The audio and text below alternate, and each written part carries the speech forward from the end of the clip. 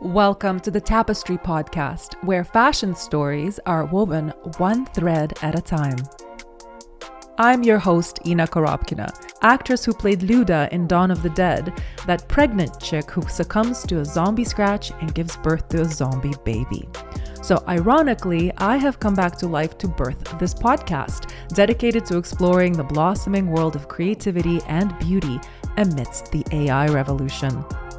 This program is brought to you by Jewel Branding Studios, a style consulting agency that helps you tell your unique story, one creative outfit at a time.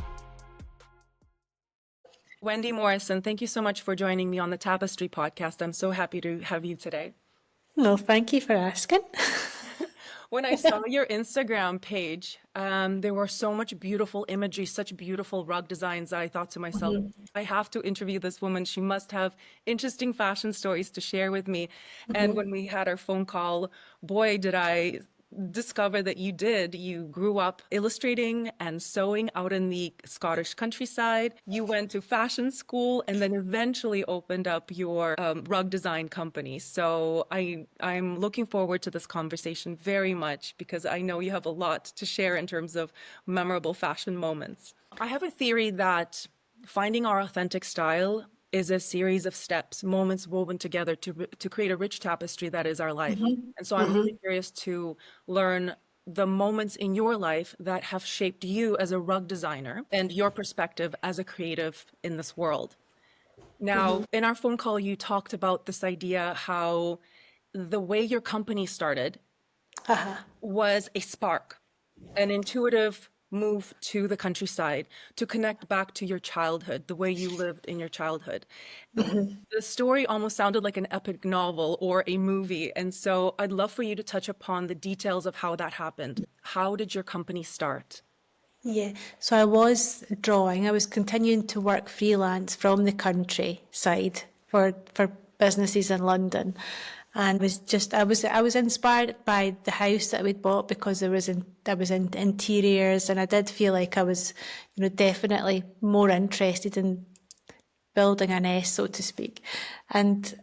I did actually go to this women in business meeting, which was quite a sort of local organisation for women who, were obviously interested in being in business. And obviously I was self-employed at that time anyway, so it was a nice place to network or meet other women, like-minded women. So I did go there, and then we met. The leader of the group said, "Oh, would you be interested in designing some rugs?" And I said, "Well, I've never considered that before, but yeah, that sounds really interesting." And he said, "Well, we've got a local manufacturer that make tufted carpets, and I'm sure, they could benefit from your design expertise." So I went along and visited the workshop, and it was just so exciting. It was like blank canvases, but they were just tufted, and they were using yarn for colour. They were sort of colour vehicles. They were manufacturing mostly product for a Scandinavian brand, and also for themselves, that were very much inspired by Charles Rennie Mackintosh. So this, did I tell you this? No, you didn't. What is that? No, because it was a really famous Scottish furniture designer. He actually designed the Glasgow School of Art. So he was an architect. He was a real famous. He's a Scottish sort of icon in the art world. But he was also a designer, and he designed these sort of Art Nouveau patterns, and they were of its time. And Turnberry Carpets had, the company that I was speaking with, had latched on to this artist and design, and they were recreating these carpets inspired by this artist, but it was definitely of a time and a specific style. And I was like, it didn't suit me, it wasn't my aesthetic, and I think they needed something a bit more special, or unique. I saw the opportunity for so much creativity with tufting because it's a blank canvas. You just draw on the canvas. You're not restricted by warp and weft.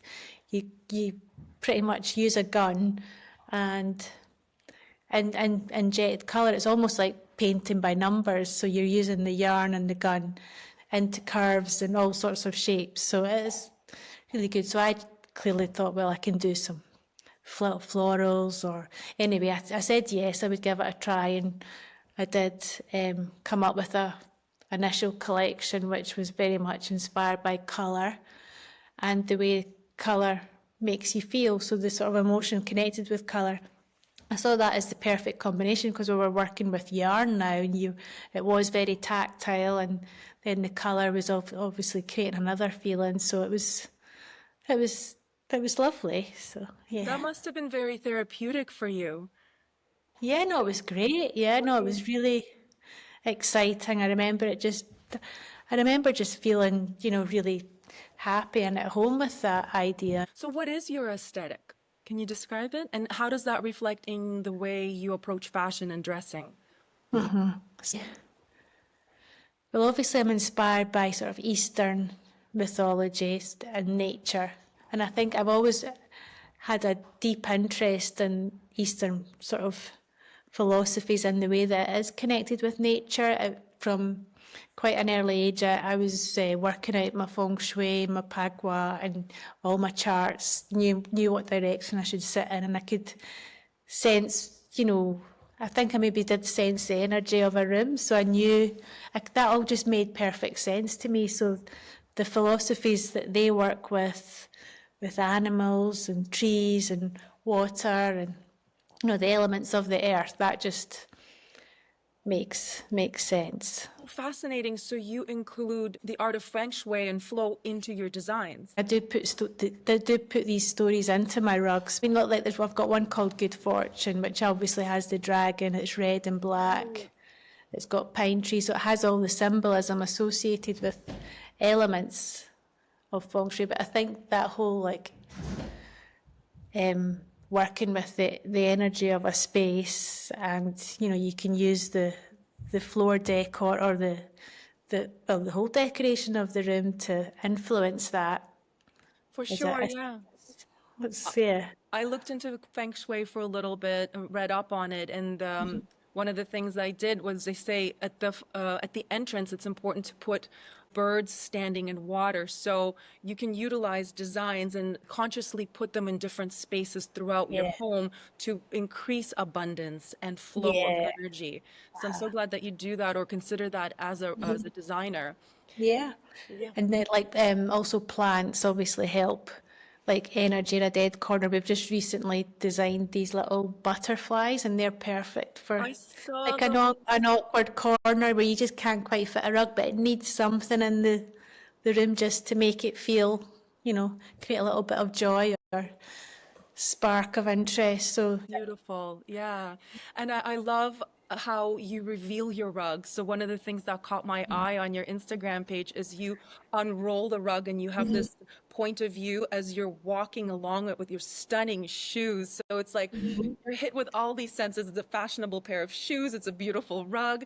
It almost seems like you have your signature shoe uh-huh. collection. Can you talk a little bit about that? How you develop that style, where you source your shoes from? What kind of shoes are you drawn to? Uh-huh. I think for me, obviously, the shoe is the perfect accessory for a rug.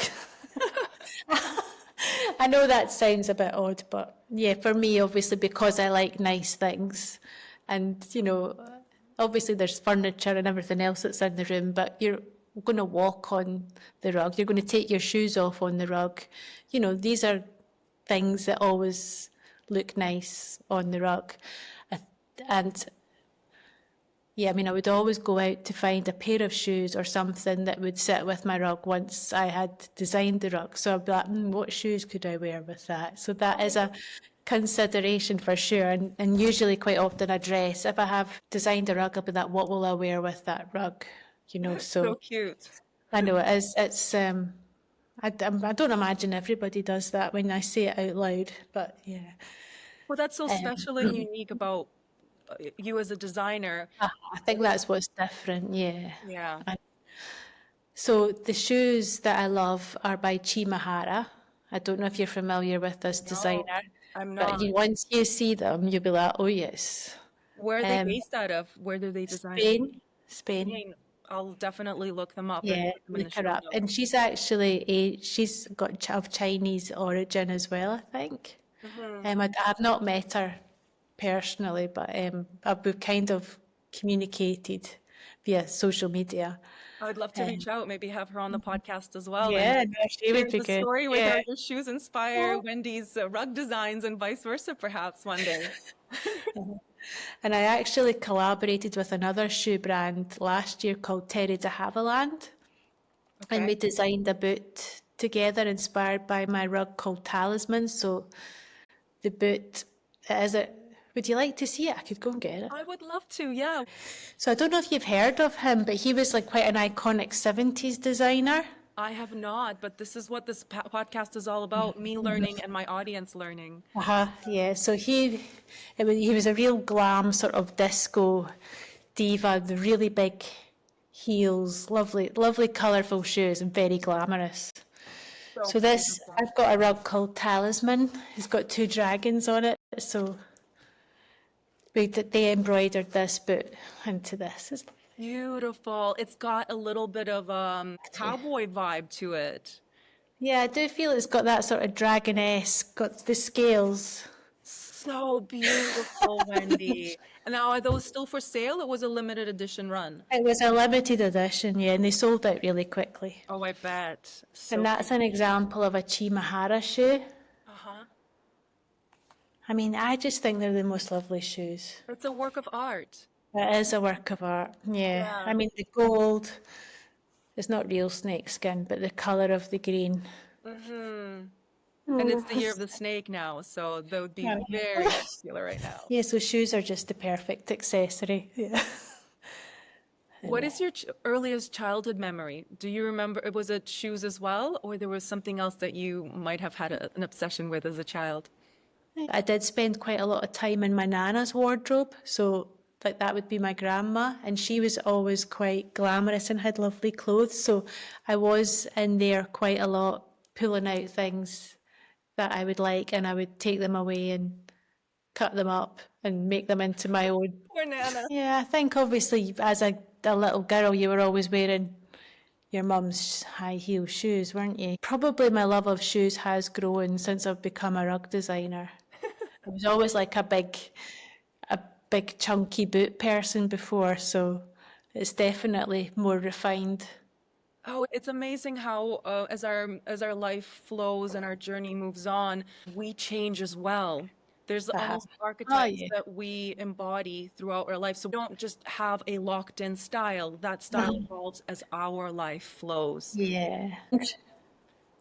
Yeah, it was interesting how you were talking about how, you know, I grew up in the country and it was quite unrelated from London city life. But when you talk about, like, I would always, in the country, I'd be wearing my wellies and, you know, my jeans and, you know, nothing very glamorous. But I always felt like, oh my God, I have to get changed. I don't like wearing leisure wear. You know, that's just something I don't value. How do you feel when you wear leisure wear? I mean, obviously it's good for a run, but I don't really like to be seen in public with leisure wear. Are you like that? Or do you? Well, I grew up playing sports and I connect with the Athena archetype. I'm very sporty. I'm always on the move. So I do love my hoodies and my sweatshirts, and I do love to run. A nice proportion of my wardrobe has sporty leisure wear, but I feel like everyone's an individual and it really depends on our childhood and what our values are. So I do love a good, beautiful outfit, but I do also love being sporty and just active. And do you think having something sporty on, what kind of impression does that give to people? So for those moments, I don't feel like it's an impression on other people. It's me and being inspired to move my body. And then what comes out of that is me feeling energetic and strong and fit. So sometimes we dress for others and sometimes we dress for ourselves. But a beautiful outfit is like a work of art. What I love about fashion is that we get dressed every day. We wake up in the morning and it's an opportunity for us to play and express ourselves. And so with this podcast, I'm so curious to meet people like you and figure out like what sparks you, what inspires you, how do you get dressed in the morning, and what are the pieces in your wardrobe that bring you joy? Just using fashion to tap into that joy. Yeah. And on that note, what was one piece that you picked up on your travels that might have been in your wardrobe for a while now that you turn to again and again that brings you joy? I mean, I do have a lot of vintage pieces that are obviously older and I've had, which seems like forever because they're maybe classic 1950s or they've got nice geometric patterns or nice floral patterns. They might not be in the best of fabrics, but, and they're always a good shape. So I do have a lot of pieces like that I always feel good in them. Hmm. So that would probably be 1950s, 1960s vintage wear. And that's what I get really excited about if I go looking for clothes is just going to a good vintage shop. Finding nice vintage shops where, like if you're in New York, and you find Yes. something completely different, you're just like, oh, It's like and then treasure shoes, hunting. treasure It's not for hunting. everyone. I've met people before that like, it's not my jam. I don't like vintage shopping. I love it. It inspires me.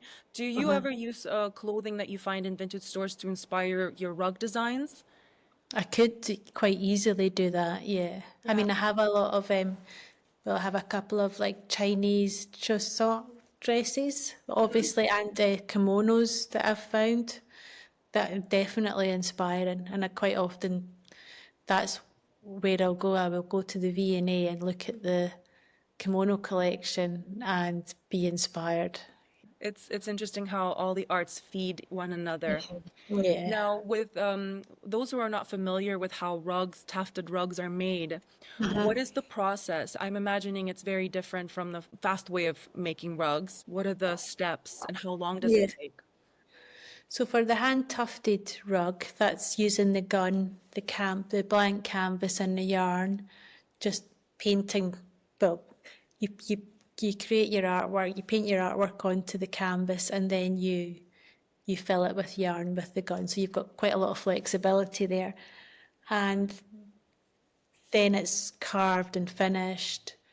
On the other side, latex at the back, and it would take about 8 to 10 weeks to make one of these with by an experienced artisan because the work that I do create tufted is challenging because I have birds and flowers and quite a lot of detail. So it is challenging for the tufter. They have good strong arms and are very experienced in what they do. So that's 8 to 10 weeks. And I also create hand knotted rugs which are made in Nepal.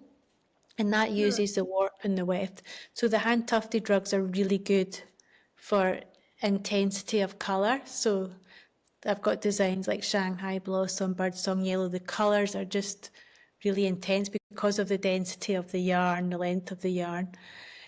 So that gives you that really lovely dense colour finish. And then the hand knotted are more, I call these sort of heirloom, new, like the antiques of the future, I would say, because they take about 6 months to make one piece. Oh, wow. And it takes maybe 4 or 5 weavers to make that piece. They all sit and work together at the same time. And this uses the warp and the weft and they knot each yarn into place. So this, and then it's finished as well. So the whole process it is a really lovely process. I love documenting that process and I share that a lot on social media because it is such a beautiful process. And then obviously you've got your yarn dyeing as well. So these ones are Nepalese and I would say the art for your floor, but I use wool and silk for these ones. So it is definitely more luxurious, but with the longevity of a life, well, many generations to come, whilst the tufted rug, you would probably look at 15 to 20 years for longevity.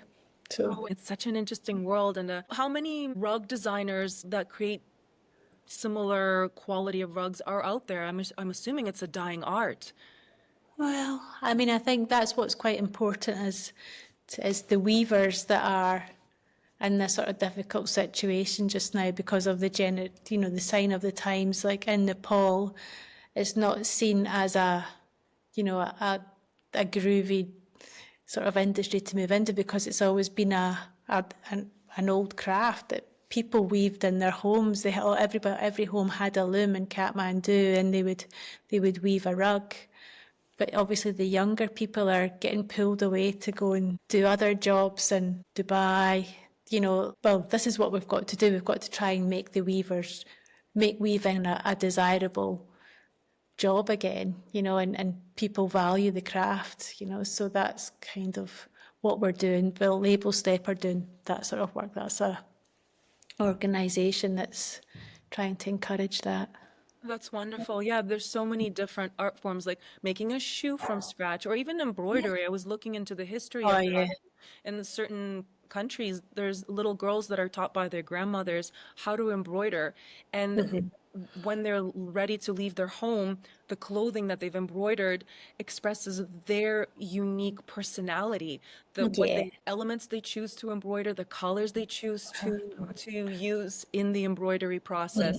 It's really quite fascinating. So it's an expression of self again. Yeah, and I mean that's why rug making is such a lovely art as well, because it was all about telling the story of that family at the time, or that's why people weaved it. They needed rugs for their floors, and they were seen as things that they would hand down through the family, Yes, for through sure. generations. Yeah. Now, besides rugs, you have tapestries that you create that you can hang on the wall instead of wallpaper. How did that come about? Is that like something that you started making after you've perfected the rug manufacturing process at your company? I think I did discover crewel embroidery whilst in India, and when you're amongst I mean, India is just like an amazing place for all these wonderful crafts and skills like embroidery, beadwork, and pretty block printing as well. But they've just got all these lovely skills. So I did become aware of crewel embroidery, although it gets made mostly in Kashmir. So I just did feel like it was actually a more accessible product than a rug, although the price point's pretty much the same as a tufted rug, but it's still another lovely craft and creates another gorgeous product. I mean, they're lovely on the wall or on the bed, or I use them as curtains, or they're just such lovely pieces that So beautiful, and yes. super versatile. Yeah. How would you describe your authentic style and how did you develop it? Definitely feminine. I think it just comes with confidence and age and knowing what you feel good in, what suits you, um, what you like. I do know what I like now, and if I see something I really like, I'm like, oh yes, I get excited about that, and I want to wear it. So Yeah. I'm not sure how Did I you would have describe. muses when you were growing up, people you look up to that were dressing in a certain way and you wanted to emulate what they were wearing? I feel like the period between 10 years old and 13 years old is when we're truly building our identity. I Yeah. know for myself, and as I kind of observe my daughter, the dressing becomes more of trying to fit in as opposed before that we're more spontaneous, we're more dressing for ourselves. So I'm Yeah. curious about that age range because I've spoken to other women as well, and they really point out that age between 10 and 13 where the style really changes. What was that like for you at that age? Yeah. I think like you say, there's a part of you that wants to fit in with what everybody else is, it's that sort of tribal, I want to be accepted maybe. And then there's also, if that doesn't sit well with you, that you want to be different, you want to have your own. I think I was in that camp where I didn't want to be the same a lot Oh, of the time. So yeah, I was quite happy wandering the charity shops to see what I could find and cut up and make my own. Yeah. what advice would you have for someone who might be living in the city and questioning the career path that they're on and they want to do something creative, do something with their hands, maybe explore the old crafts? What advice would you have for them? Well, I would say go and do that, if that's what you want to do. Yeah, definitely. I think you have to follow your heart because that's what will make you happy. And if you're happy, I think good things will follow, always. True. What Yeah. resources can they tap into? I mean, the world is so small now, you can connect with whoever you want to, can't you? You really can through social media. You can just reach out to whoever you want to. There's always an opportunity to try and speak to someone some way. Um, there's, loads of different platforms. There's always guidance. There's Yeah. always like where there's a will, there's a way. Now, speaking of that, I love to touch upon the spiritual side of fashion. And one of the questions that I have for you is this idea of a soul being in an inanimate object. What is your opinion in terms of how that soul gets there? Is it through how it's made? Is it through usage? What do you think about that?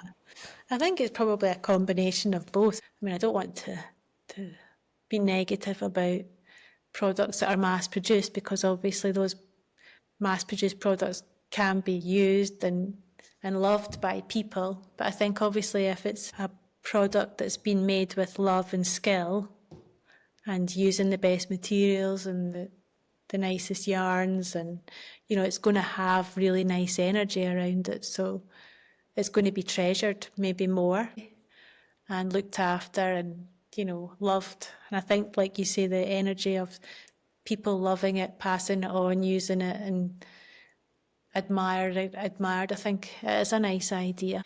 Yeah.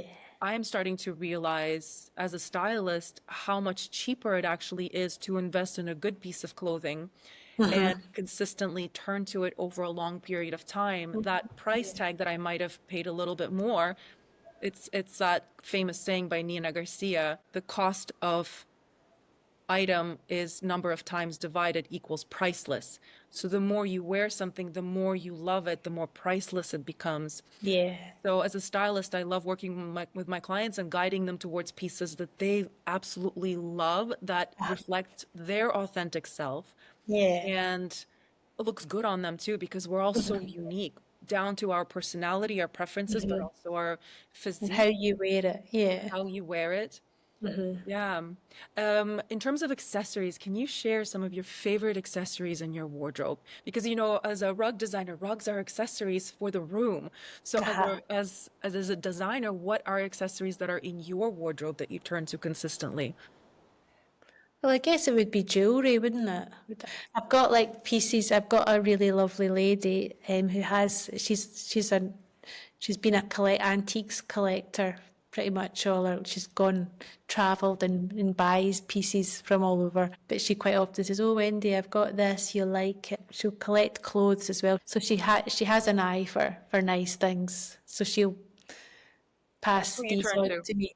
Yeah, I'll turn to her. Oh, Sure, I'll pop by, and she does find nice bits of jewellery and um, that's so fascinating because if you think about it, we live such busy lives. A lot uh-huh, of us don't have time to go source and look through antiques. So you could go to someone who specializes in that. They have an eye for oh yeah. detail, an eye for finding beautiful things, and then curating that for clients. She bought me she said, "Oh, Wendy, I've got a lovely suit for you. Um, you'll just love it." And it was a Dolce and Gabbana, and it was like a really lovely turquoise silk. Yeah, yeah. I like to say that our life is woven one step, one thread at a time to create that rich tapestry. And so if you think about it, a rug, we take one step every day, a couple of steps. It gets so much love and usage and I multiple know. people walking on this rug. I It know, creates a I know. history. Sitting, oh, totally. And then there's marks, and it's not going to be perfect forever. But I mean, I had when my little boys were there was all sorts lying on the rug and Lego, and it was a nice place to be. Just sitting on the rug playing with your toys and spilling your juice. Been there, been there, yeah. Got What do you raisins do? and How do all you clean them? sorts.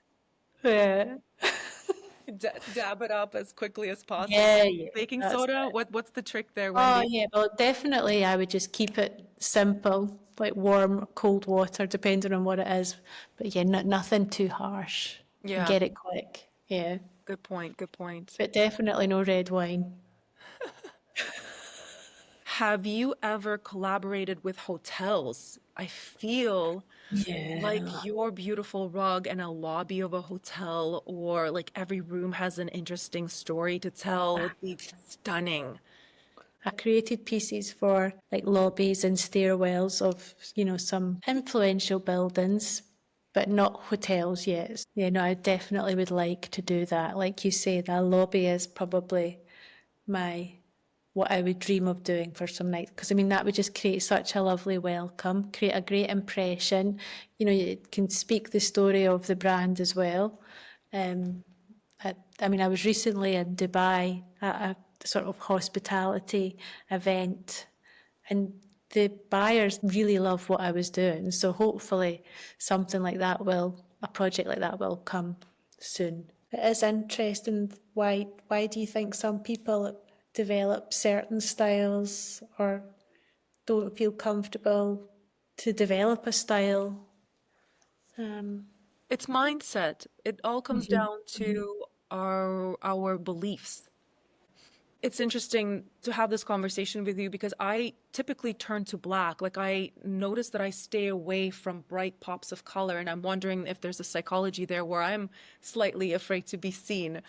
uh-huh, I like to say, oh, I feel black makes me feel powerful and dominant. When I was a little kid, there was some bullying going on, and so I uh-huh, love to feel powerful, and that's why I turn to shoes that are flat and grounded. Like I love my combat boots, uh-huh, and I love black colors. So, but I know that if I wanted to tune into my feminine more, that I uh-huh, could turn to color to express that side of myself. uh-huh. Yeah, What do you think about that? What colors do you gravitate to when you dress? Because I noticed that you're also wearing black. And I in know. a lot of images on your Instagram, you're wearing black. Uh-huh. So you I know design it's there. bright designs, bright colors and Mhm. patterns, but you're drawn to wearing black.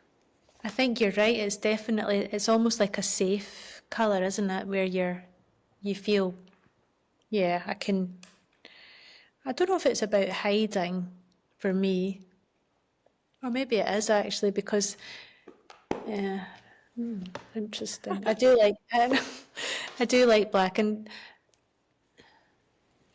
yeah, I've got another black. I nearly wore another black dress today, which is really simple, and it hangs really nicely. And I thought, oh yeah, that I do like wearing that dress, but it's easy to wear. I guess maybe that's what it is. It's easy to wear. Easy to accessorize. Like I love my black and gold combination, and I see that you've got pops of gold as well. Reminds me of a black sky, night sky, and then the pops of gold or silver is like stars in the sky. That's Yeah, why I love it. they're little flowers. Oh, beautiful. Yeah, they're Yeah, lovely. And this has got a lot of nice sort of jacquard fabric as well, it's and it's stunning. it's a nice shape. So I think it's finding shapes that work with that you feel comfortable in, isn't it? And yeah, the colours, I guess. But I do wear a lot of colour as well. I Oh, me do. too. I think it just depends on how I feel Yes. that day. It does. I'm definitely what will I wear today and what am I doing today. So that will.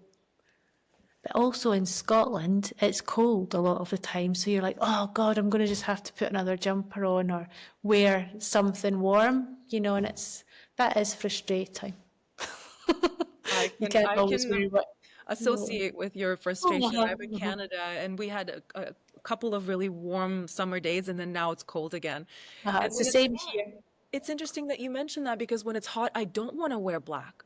I mean, Uh-huh, obviously because black attracts all the heat, but I just want to wear color. And so, yeah, I guess the environment we find ourselves in will dictate what we're drawn to wearing. I really enjoyed this conversation. I love how you mentioned so many other artisans. And I feel like when you are an artist, it's all about cross-pollination. You uh-huh, resonate with other artisans, you support them, they support you back. And uh-huh. then this beautiful garden of flourishing flowers grows. So I'm so Yeah. happy that you contributed to this garden today with this conversation, Oh, Wendy. What is the yeah. best way for the listeners to reach you, and what is upcoming for you that they could support? Um, well, you can contact us through the website, wendymorrisondesign.com. Then we've got social media and Instagram. We post lots of nice content, colourful rugs and how they're made. and in situation as well.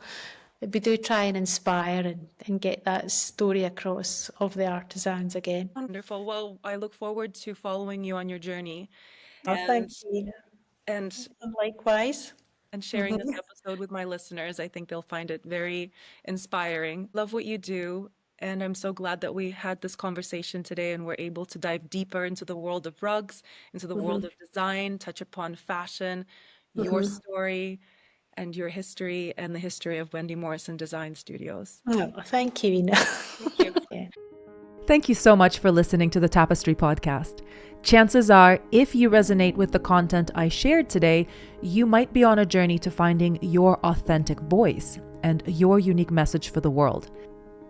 If that is the case and you're navigating speaking in public, then my Styled to Speak program is perfect for you because the outfit we custom designed for you together will help you make the most out of the 7 seconds it takes to make that first impression on stage. Speak with conviction and allow your signature stage outfit to add to that conviction. Visit jewelbrandingstudios.com to learn more. That's JEWEL brandingstudios.com.